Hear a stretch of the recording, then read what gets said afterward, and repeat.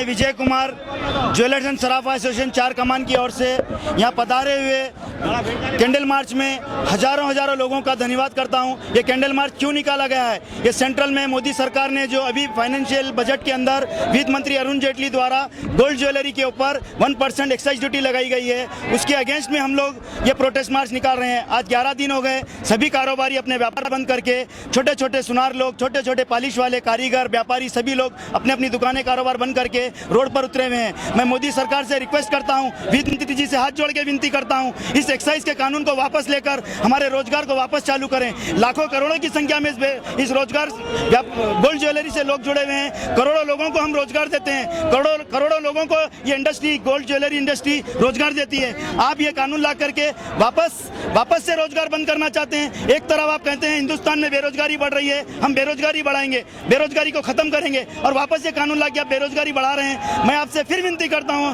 अरुण जेटली जी, हमारी आवाज सुने, हमारी नम्र विनती है आपसे, हमारी प्रार्थना सुने, हमारे कारोबार वापस चालू करने में हमारी मदद करें। पिछले 2012 में इसी गवर्नमेंट ने इस रोल बैक को वापस लेने के लिए हमारी व्यापारियों की मदद की थी।